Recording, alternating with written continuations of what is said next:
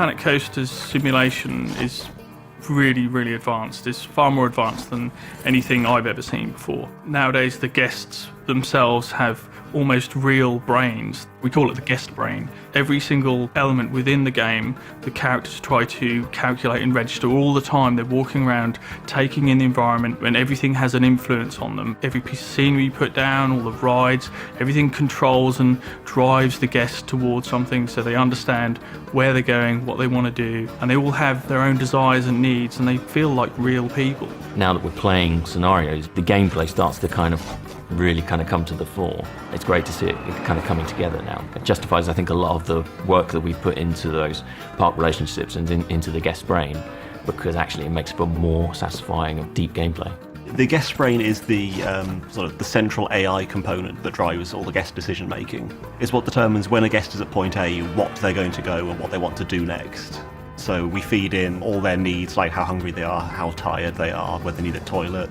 They look at all the rides around them and they compare those with their preferences. So if they want a thrill ride, they see a coaster, that's good. If they're a family and they see a carousel, then that's obviously more appropriate for them.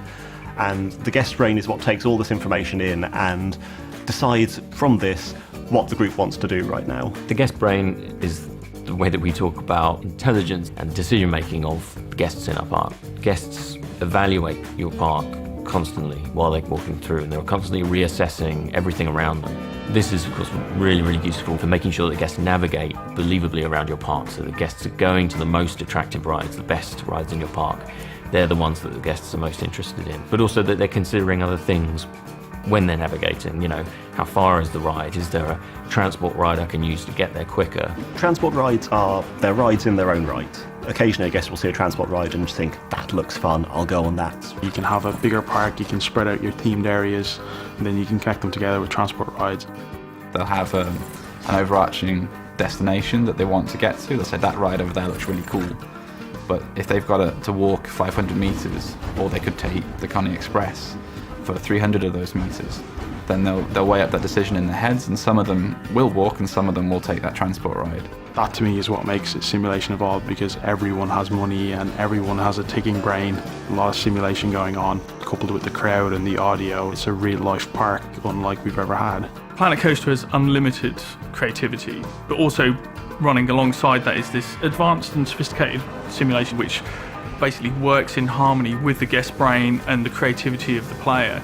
So whenever you're placing objects down, everyone within the park will react, all your people will see all this amazing scenery you're putting down and these amazing creations, and they'll react in a way that takes this whole thing to the next level. So when you build stuff, you're building something for a purpose. So the simulation side actually has an advantage to you being more creative. So the more creative you are, the better the simulation, and the better simulation, the more creative you are.